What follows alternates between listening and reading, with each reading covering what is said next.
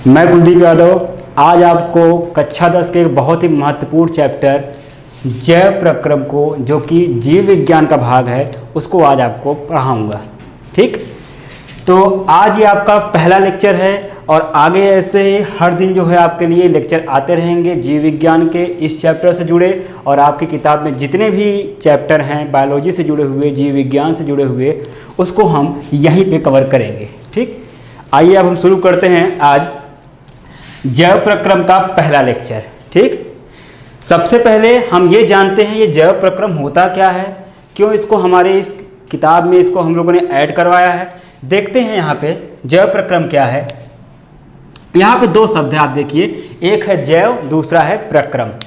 जैव का मतलब होता है जो चीज है जीवित, मतलब जो जिंदा है, और प्रक्रम का मतलब होता है प्रक्रिया।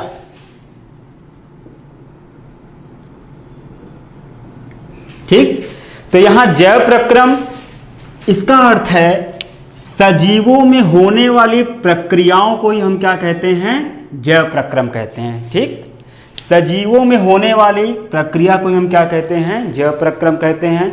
आप पहले ही पढ़ चुके होंगे कि पृथ्वी पर दो ही प्रकार की चीजें पाई जाती हैं, एक जो कि निर्जीव होती हैं, दूसरी जो कि सजीव होती है, मतलब नॉन लिविंग और लिविंग। ठीक, तो यहाँ पे हम लिविंग की बात करेंगे, अर्थात जीवित की बात करेंगे, क्योंकि हम यहाँ पर बायोलॉजी पढ़ रहे हैं, जीव विज्ञान पढ़ रहे हैं, इसीलिए हमको सिर्फ जीवित वस्तुओं से यहाँ पे मतलब है। अभी हम निर्जीव के बारे में किसी अन्य विषयों में पढ़ेंगे। तो जीवित मतलब कहने का अर्थ है, आपने पिछली कक्षाओं में पढ़ा होगा कि सजीव क्या होता है, निर्जीव क्या होता है।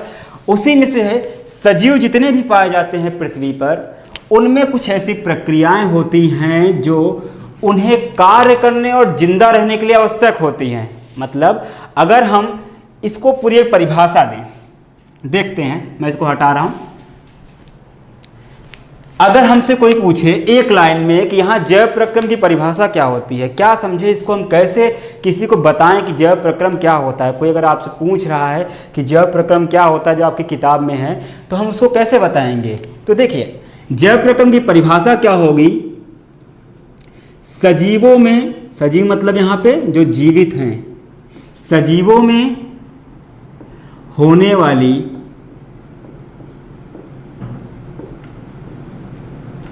वह प्रक्रियाएं, एक नहीं होती, ढेर सारी होती हैं, इसलिए हम इसे एक प्रक्रिया ना कह के प्रक्रियाओं बोल रहे हैं। वह प्रक्रियाएं, सॉरी प्रक्रियाएं होगा, वह प्रक्रियाएं जो कार्य करने और जीवित रहने के लिए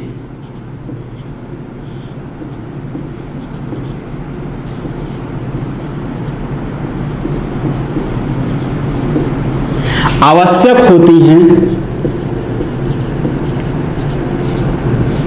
आवश्यक होती हैं,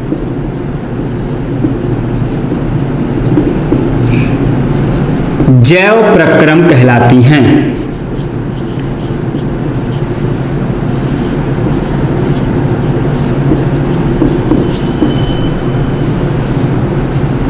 इसको सभी लोग नोट कर लीजिए, समझते हैं इसको। सजीवों में होने वाली वह प्रक्रियाएं, यहां पे एक प्रक्रिया नहीं है, कई प्रक्रियाएं हैं, प्रक्रियाओं का समूह है, इसीलिए सजीवों में, सजीव मतलब जो कि जिंदा है, तो सजीवों में होने वाली वह प्रक्रियाएं जो कार्य करने, कोई भी सजीव होगा तो कार्य करेगा, जैसे मैं पढ़ा रहा हूं और आप पढ़ रहे हैं, ये क्या है, कार्य है। तो सजीव में होने वाली वह प्रक्रियाएं जो कार्य करने और जीवित रहने के लिए, उसको जिंदा बनाए रखने के लिए, भाई सजीव और निर्जीव में यही तो अंतर होता है कि सजीव जिंदा होता है, निर्जीव जिंदा नहीं होता है। तो उसको जीवित बनाए रखने के लिए, जीवित रहने के लिए आवश्यक होती हैं, जैव प्रक्रम कहलाती हैं, जैव प्रक्रियाएं कहलाती हैं। अर्थात अगर जैव प्रक्रम या जैव प्रक्रियाएं शरीर में नहीं होंगी तो ना तो कोई सजीव कार्य कर पाएगा, ना ही वह जीवित रह पाएगा। इसीलिए सजीवों के शरीर में होने वाली या सजीवों में होने वाली वह प्रक्रियाएं जो कार्य करने और जीवित रहने के लिए आवश्यक होती हैं, उसे हम क्या कहते हैं, उसे हम जैव प्रक्रम कहते हैं, जैव प्रक्रम कहलाती हैं। ठीक, इसी को हम दूसरे शब्दों में बोल सकते हैं, चीज वही है, बस थोड़ा सा हम शब्दों का हेर फेर करेंगे। ठीक, जैसे देखते हैं, हम ये कह सकते हैं इसको, अगर हम अथवा करके इसको एक और डिफिनेशन लिख देते हैं,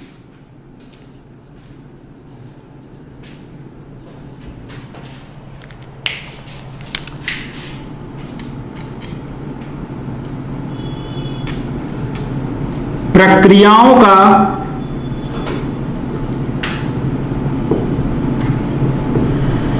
ऐसा समूह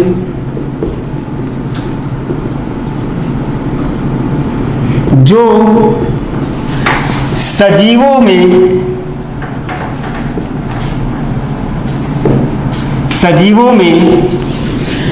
कार्य करने एवं जीवित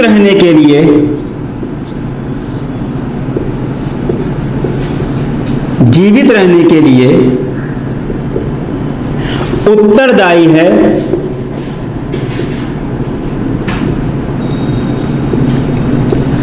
जैव प्रक्रम कहलाते हैं।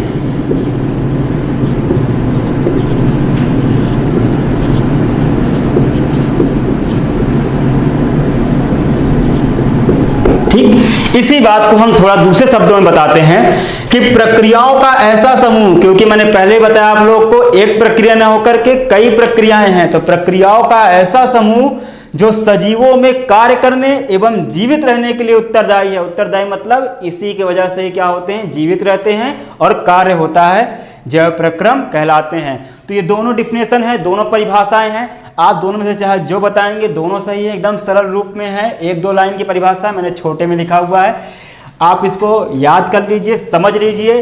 इस पूरे आपके चैप्टर की जो पहली परिभाषा है वो यही है, सजीव जितने भी होते हैं उनमें कुछ प्रक्रियाएं होती हैं, वही प्रक्रियाएं क्या कहलाती हैं, जैव प्रक्रम कहलाती हैं। और क्यों होती हैं, उनके कार्य करने के लिए और जीवित रहने के लिए। मतलब अगर ये प्रक्रियाएं नहीं होंगी तो ना सजीव जीवित रह पाएगा, ना ही वह कोई कार्य कर पाएगा। ठीक, अब हम आगे चलते हैं। ये प्रश्न उठता है कि आखिर वो प्रक्रियाएं कौन सी हैं जिसकी हम बात कर रहे हैं, कौन सी ऐसी प्रक्रियाएं हैं जो आखिर जैव प्रक्रम कहलाएंगी? क्या चलना फिरना दौड़ना भागना ये सब प्रक्रियाएं हैं? नहीं, ये सब प्रक्रियाएं जैव प्रक्रम में नहीं आएंगी। हम इसको मिटा करके अब आगे देखते हैं वो कौन सी प्रक्रियाएं हैं जो कि जैव प्रक्रम कहलाएंगी। ठीक, तो मैंने पहले ही बताया है कोई एक प्रक्रिया नहीं है। तो पहला जो आपका जैव प्रक्रम है वह है पोषण, यानी न्यूट्रिशन।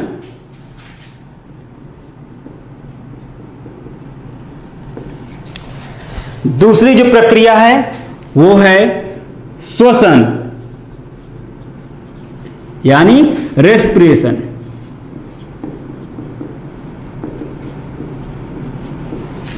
तीसरी जो जैव प्रक्रिया है या जैव प्रक्रम है वह है परिसंचरण,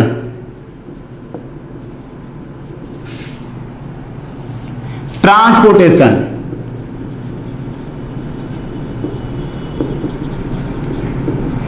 और जो अंतिम जैव प्रक्रम है वो है उत्सर्जन, यानी एक्सक्रीशन। देखिए यहां पे समझते हैं क्या होता है ये पोषण, श्वसन, परिसंचरण या उत्सर्जन, इसके बारे में पहले हम समझते हैं पोषण। पहले मैं आपको इन सब चारों के बारे में थोड़ी सी जानकारी दूंगा, फिर उसके बाद एक एक करके पोषण के बारे में जितनी जानकारी है वो, फिर श्वसन के बारे में सब कुछ, फिर परिसंचरण के बारे में, फिर उत्सर्जन के बारे में, चारों प्रक्रियाओं के बारे में हम ध्यान से पढ़ेंगे और यह भी जानेंगे आखिर इसमें ऐसा क्या है जो इनकी अनुपस्थिति में सजीव कार्य नहीं कर सकते हैं या उनकी मृत्यु हो जाती है। ठीक, आइए देखते हैं। सबसे पहले पोषण समझते हैं कि पोषण क्या होता है। देखिए हम सभी जानते हैं कि आपने भौतिक विज्ञान में पढ़ा भी होगा कि जहां भी कोई कार्य होता है तो वहां पे आवश्यकता होती है किसकी? ऊर्जा की। मतलब अगर कहीं पे कोई कार्य हो रहा है तो वहां पे ऊर्जा का होना आवश्यक है। अगर ऊर्जा नहीं होगी तो यहाँ पे किसी प्रकार का कार्य नहीं होगा। ठीक, तो हमको ऊर्जा प्राप्त करनी है भाई। अगर हम पढ़ा रहे हैं, हम चल रहे हैं, हम बोल रहे हैं, आप बैठे हैं पढ़ रहे हैं, कोई भी कार्य कर रहे हैं, तो इसका मतलब आपको भी उसके लिए क्या चाहिए, ऊर्जा चाहिए। ठीक, तो ये हमको ऊर्जा प्राप्त कहाँ से होती है, ये ऊर्जा हमको प्राप्त होती है हमारे भोजन से। ठीक, हम क्या करते हैं, भोजन करते हैं, खाना खाते हैं, उस भोजन से हमको क्या प्राप्त होती है, ऊर्जा प्राप्त होती है, जिससे हम क्या करते हैं, सारे कार्य करते हैं। ठीक, अब यहां पे पोषण क्या होता है। अगर हम पोषण को एक लाइन में परिभाषा पूछे, आपसे कोई पूछे कि आखिर ये न्यूट्रिशन या पोषण होता क्या है, तो आपको एक लाइन बताना है कि भोजन से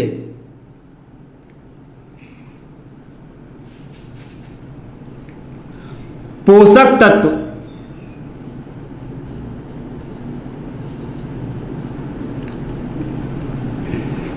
ग्रहण करने की प्रक्रिया पोषण कहलाती है।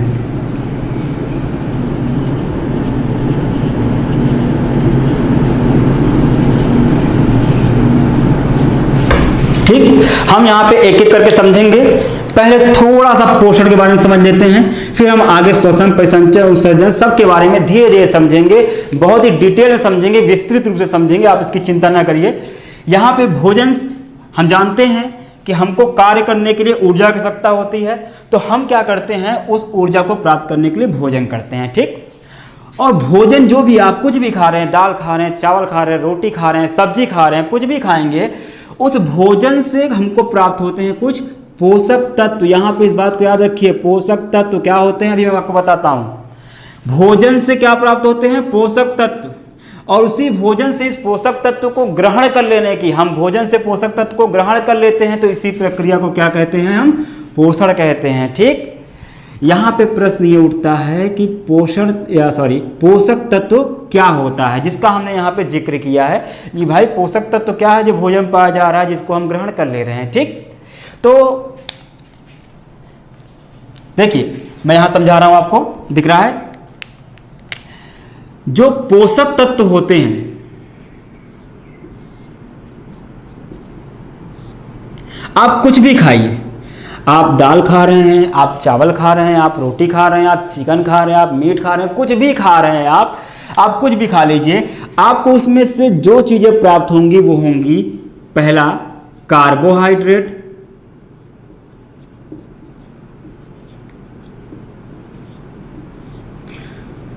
प्रोटीन, खनिज, वसा और विटामिन।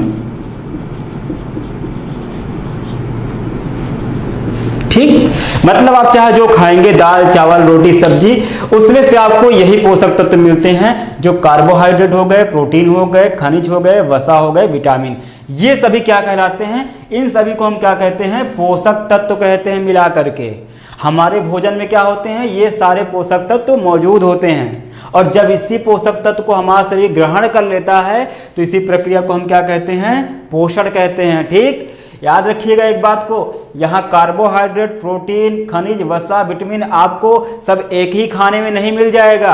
कि अगर आप सोच रहे हो कि आप रोटी खा लीजिए, आपको कार्बोहाइड्रेट भी मिल जाए, प्रोटीन मिल जाए, खनिज मिल जाए, वसा मिल जाए, विटामिन मिल जाए, तो ये बिल्कुल भी संभव नहीं है। इसीलिए डॉक्टर आपको सलाह देते हैं कि आप ऐसा भोजन खाइए जिसमें रोटी, दाल, सब्जी सब हो, कहते हैं ना।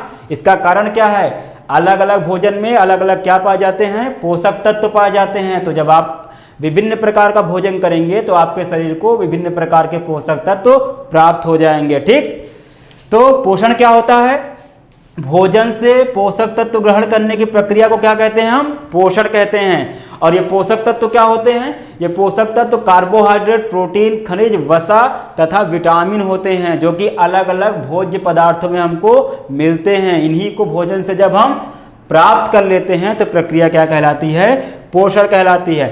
अब आप बताइए, मान लीजिए कोई व्यक्ति है, उसको भोजन नहीं मिल रहा है, मतलब उसको पोषक तत्व नहीं मिलेगा। जब पोषक तत्व नहीं मिलेगा तो उसको क्या नहीं मिलेगी, उसको ऊर्जा भी नहीं मिलेगी। जब ऊर्जा नहीं मिलेगी तो कार्य भी नहीं होगा। जब ऊर्जा नहीं, कार्य नहीं, तो उस व्यक्ति की क्या हो जाएगी, मृत्यु हो जाएगी। क्यों? जैसे हम बताते हैं, आपका हृदय है, आपका हार्ट है, आप जानते हैं कि वो जब तक इंसान जिंदा रहता है वो क्या करता है, धड़कता है, वो भी तो कार्य कर रहा है। धड़कना भी हृदय का एक क्या हुआ, कार्य ही हुआ। यानी उसको भी क्या चाहिए, ऊर्जा चाहिए। वो ऊर्जा कहाँ से मिलेगी, भोजन से। तो मान लीजिए भोजन करना आपने बंद कर दिया तो आपको पोषक तत्व मिलना बंद हो गए, पोषक तत्व मिलना बंद हो गए तो ऊर्जा मिलना बंद हो गई, ऊर्जा मिलने बंद हो गई तो आपके शरीर में होने वाले विभिन्न कार्य क्या हो जाएंगे, बंद हो जाएंगे। जैसे हृदय गति रुक जाएगी और इंसान की क्या हो जाएगी, मृत्यु हो जाएगी। तो हुआ ना, ये एक जैव प्रक्रम, जिंदा रहने के लिए आवश्यक प्रक्रिया। पोषण नहीं होगा तो इंसान की क्या हो जाएगी, मृत्यु हो जाएगी। इसीलिए पोषण भी क्या होता है, पोषण को हम किस में रखते हैं, एक जैव प्रक्रम में रखते हैं। ठीक, आगे पोषण में भी आपको और भी चीजें समझनी है, लेकिन उसको समझाने से पहले मैं थोड़ा सा इनके बारे में बता देता हूँ। आगे इसको हम बहुत ही ज़्यादा डिटेल में पढ़ेंगे, लेकिन पहले हम थोड़ा सा इसके बारे में जान लेते हैं कि आखिर श्वसन क्या होता है, परिसंचरण क्या होता है और उत्सर्जन क्या होता है। ठीक, देखिए आपने भोजन कर लिया, भोजन से पोषक तत्व मिल गए और उससे ऊर्जा बनानी है, लेकिन ये जो ऊर्जा आपके शरीर में बनेगी ये अपने आप नहीं बनती है। इसके लिए क्या होती हैं, शरीर में बहुत सी रासायनिक प्रक्रियाएं होती हैं और इन प्रक्रियाओं के लिए आवश्यक होता है बहुत ज़्यादा, वो होता है O2 यानी ऑक्सीजन। ठीक, मतलब भोजन से ऊर्जा प्राप्त करने के लिए आपको एक चीज चाहिए, वो क्या होती है, O2 यानी कि ऑक्सीजन, जो कि हमको वायुमंडल से प्राप्त होती है। और उसी ऑक्सीजन को वायुमंडल से ग्रहण करने की प्रक्रिया क्या कहलाती है, श्वसन। मतलब अगर हम सांस नहीं लेंगे तो शरीर में क्या नहीं आएगी, ऑक्सीजन नहीं आएगी, और जब ऑक्सीजन नहीं आएगी तो ऊर्जा भी नहीं बनेगी।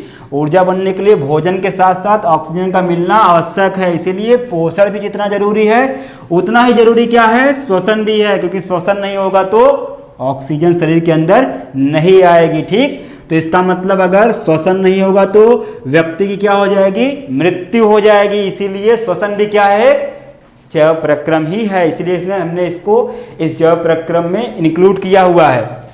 देखिए अगला क्या है, परिसंचरण। ठीक, आपने भोजन कर लिया, खाना खा लिया, आपके पेट में पहुंच गया, आपने सांस ली, ऑक्सीजन आपके फेफड़े में पहुंच गई, लेकिन अब इस भोजन के पोषक तत्व को, इस ऑक्सीजन को शरीर के सारे भाग में पहुंचाना है। शरीर के सारे भाग में क्यों पहुंचाना है, सबने 9th में पढ़ा है कोशिका के बारे में, तो आपने एक शब्द पढ़ा होगा माइटोकॉन्ड्रिया।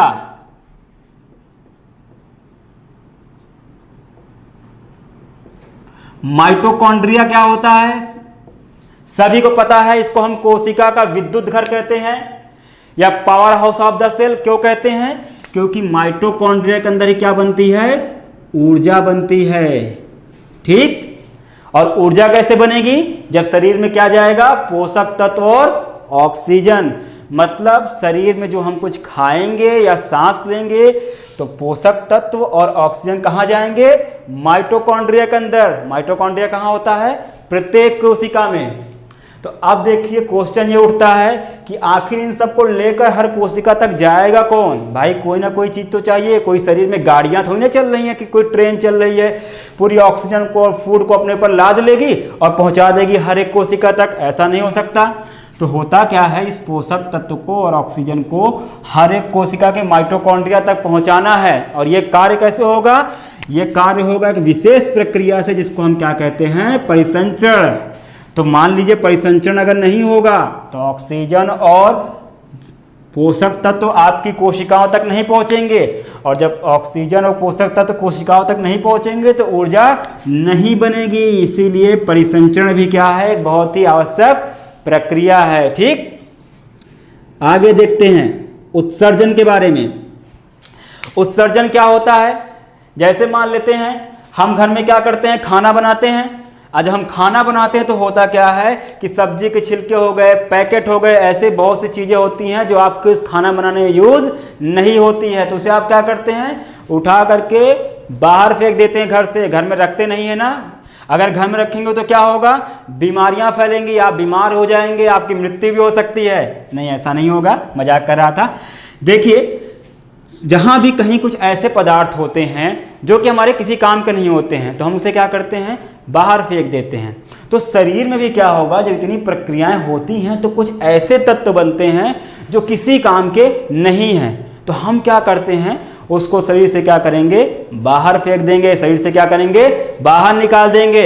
उसी प्रक्रिया को हम क्या कहते हैं, उत्सर्जन। मतलब शरीर से व्यर्थ पदार्थों को, विषैले पदार्थों को निकालने की प्रक्रिया को क्या कहते हैं, उत्सर्जन कहते हैं। ठीक, जैसे एग्जाम्पल आप सभी जानते हैं कि आप जब सांस लेते हैं तो क्या करते हैं, ऑक्सीजन को अंदर लेते हैं और उसके बाद क्या होता है, कुछ देर के बाद आप क्या करते हैं, कार्बन डाइऑक्साइड को बाहर निकाल देते हैं। क्यों, क्योंकि कार्बन डाइऑक्साइड की आपको जरूरत नहीं है। तो कार्बन डाइऑक्साइड का बाहर निकलना भी क्या हो गया, उत्सर्जन ही होगा। ठीक, देखिए फिर से एक बार समझ लेते हैं। भोजन से पोषक तत्व प्राप्त करना, पोषण। वायुमंडल से ऑक्सीजन प्राप्त करना, श्वसन। पोषक तत्व और श्वसन को शरीर के हर तरफ, हर कोशिका तक पहुंचाना, परिसंचरण। शरीर में बनने वाले व्यर्थ और विषैले पदार्थों को शरीर से बाहर निकालना, उत्सर्जन। तो ये सभी प्रक्रियाएं क्या होती हैं, जैव प्रक्रम कहलाती हैं। अगर इनमें से माफ करिए, अगर इनमें से कोई भी प्रक्रिया रुक जाएगी तो क्या हो जाएगी, इंसान की मृत्यु हो जाएगी। परिभाषा याद है आपको कि कार्य करने के लिए और जीवित रहने के लिए जो आवश्यक प्रक्रियाएं होती है वही क्या होती हैं, जैव प्रक्रम होती हैं। तो ये प्रक्रियाएं क्या हैं, जैव प्रक्रम। देखो भाई, इसी से ऊर्जा मिलेगी तो कार्य होगा, और इसी से क्या होगा, इसी से व्यक्ति क्या होगा, जीवित भी रहेगा। ठीक, अब देखिए ये तो हो गई आपकी 4 प्रक्रियाएं।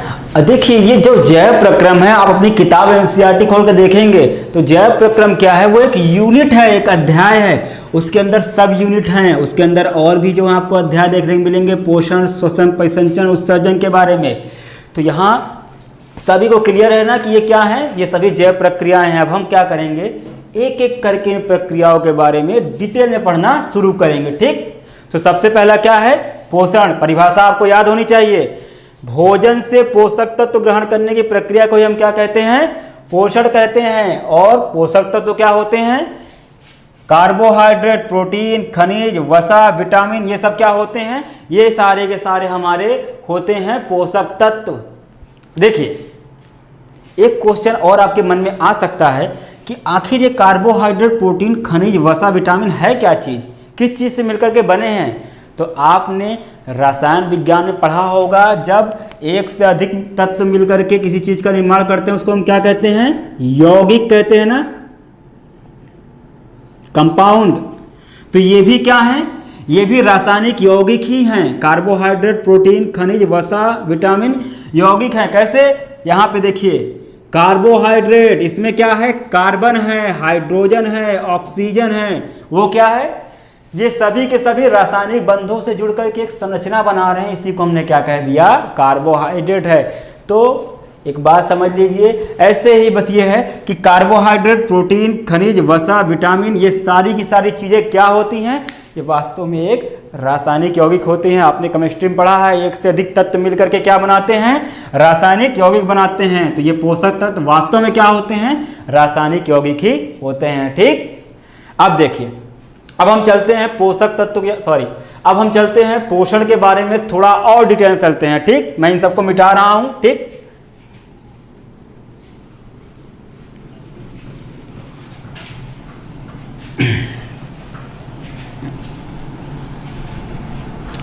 चलिए अब हम क्या करते हैं, पोषण के बारे में पढ़ना शुरू करते हैं।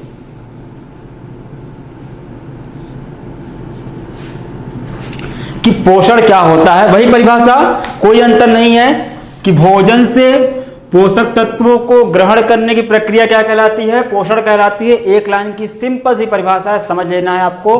और पोषक तत्व क्या होते हैं, जैसे कि कार्बोहाइड्रेट, प्रोटीन, वसा, खनिज, विटामिन, इन्हीं को हम क्या कहते हैं, पोषक तत्व कहते हैं। ठीक, अब देखिए ये जो पोषण की प्रक्रिया है ये सभी सजीव करते हैं। सभी सजीव मतलब छोटे से छोटा से लेकर के बड़े से बड़ा जीव क्या करता है, जितने भी सजीव पृथ्वी पर पाए जाते हैं वो क्या करते हैं, पोषण करते हैं। लेकिन सभी जो जीव होते हैं पृथ्वी पे वो पोषण की प्रक्रिया एक तरीके से ही नहीं करते हैं, बल्कि अलग अलग प्रकार से करते हैं। तो पोषण जो होता है पृथ्वी पर 2 प्रकार का पाया जाता है, या फिर पोषण को हम कितने भाग में बांट सकते हैं? 2 भागों में। पहला जो भाग होता है उसको कहते हैं स्वपोषी पोषण, इंग्लिश में कहेंगे ऑटोट्रॉफिक न्यूट्रिशन। ठीक, ऑटोट्रॉफिक न्यूट्रिशन या फिर स्वपोषी पोषण। और दूसरा होता है उसको हम कहते हैं विषम पोषी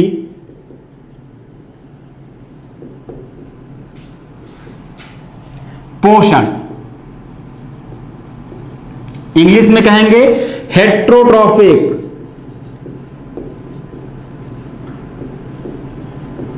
न्यूट्रिशन।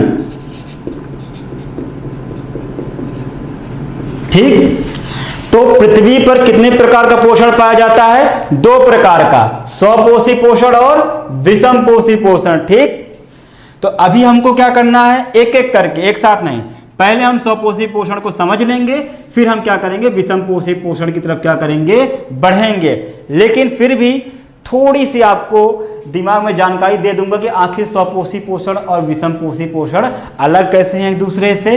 ठीक, तो आइए पहले स्वपोषी पोषण की एक लाइन में परिभाषा समझ लेते हैं, उसके बाद विषम पोषी पोषण की एक लाइन में परिभाषा को समझ लेते हैं। ठीक, देखिए स्वपोषी पोषण मतलब क्या होता है? वह प्रक्रिया जिसमें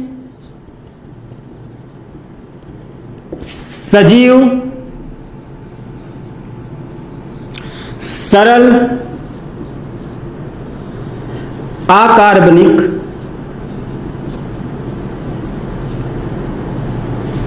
पदार्थों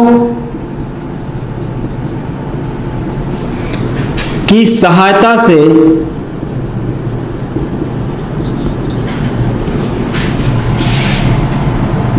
अपना भोजन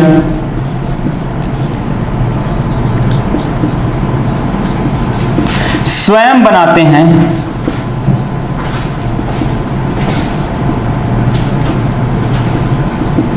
स्वपोषी पोषण कहलाता है। ठीक, देखिए वह प्रक्रिया जिसमें सजीव सरल अकार्बनिक पदार्थों की सहायता से अपना भोजन स्वयं बनाते हैं उनको हम क्या कहते हैं? स्वपोषी पोषण कहते हैं। और विषम पोषी पोषण क्या होता है? परिभाषा देखिए इसकी, वह प्रक्रिया जिसमें सजीव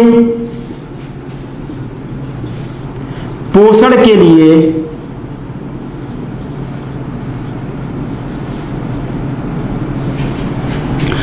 दूसरे जीव पर निर्भर होते हैं,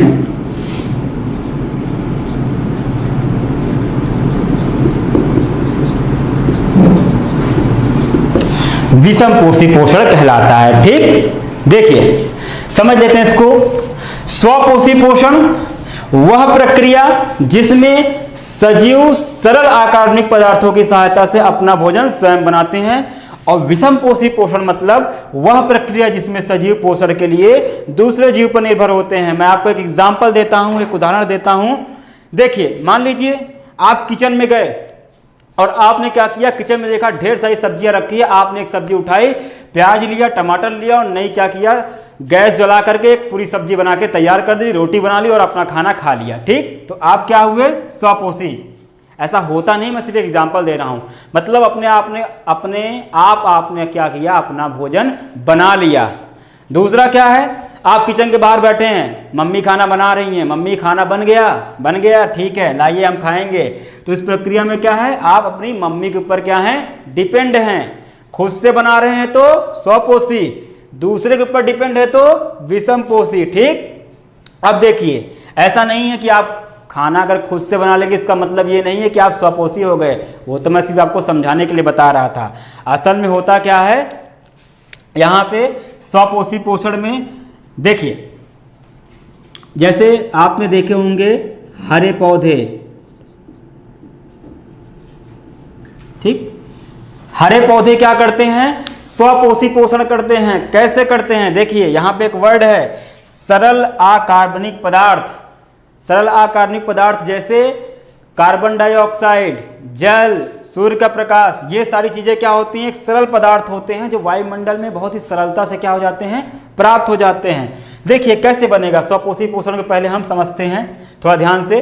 विषम पोषी पोषण को अभी थोड़ा देर के लिए भूल जाते हैं, इसे समझाने के लिए था, क्योंकि आगे इसको हम डिटेल में पढ़ेंगे। देखिए स्वपोषी पोषण, ठीक, इसमें होता क्या है, जैसे हरे पौधे इसका उदाहरण है,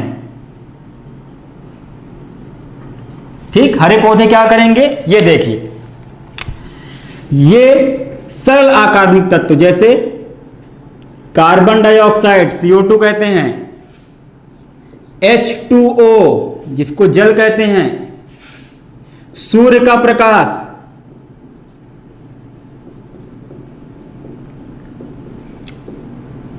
ये तीन चीजें, साथ ही साथ पौधों के पास एक विशेष चीज होती है, इसको हम कहते हैं क्लोरोफिल। बचपन से आपने सुना होगा क्लोरोफिल, जिसकी वजह से पौधे हरे रंग के दिखते हैं।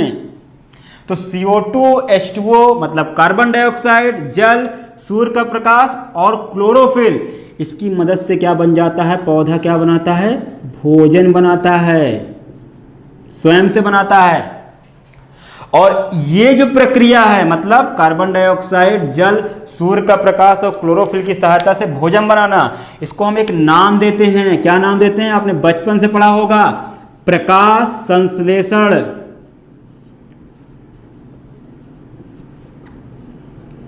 यानी इंग्लिश में कहते हैं फोटोसिंथेसिस।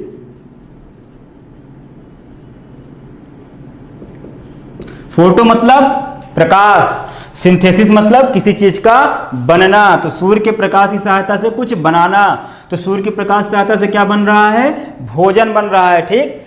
तो हरे पौधे क्या होते हैं, स्वपोषी होते हैं। क्यों स्वपोषी होते हैं, क्योंकि वो कार्बन डाइऑक्साइड, जल और सूर्य के प्रकाश की सहायता से क्या कर लेते हैं, भोजन बना लेते हैं। और ये प्रक्रिया क्या कहलाती है, प्रकाश संश्लेषण कहलाती है, ठीक। ये समझ में आया आपको क्या होता है प्रकाश संश्लेषण। तो आज लेक्चर 1 में इतना ही बच्चों। नेक्स्ट लेक्चर जो कि कल होगा, इसमें हम आपको स्वपोषी के बारे में और विषम पोषी के बारे में बढ़ाएंगे। सभी लोग YouTube चैनल को सब्सक्राइब करिए, घर में रहिए, सेफ रहिए। धन्यवाद।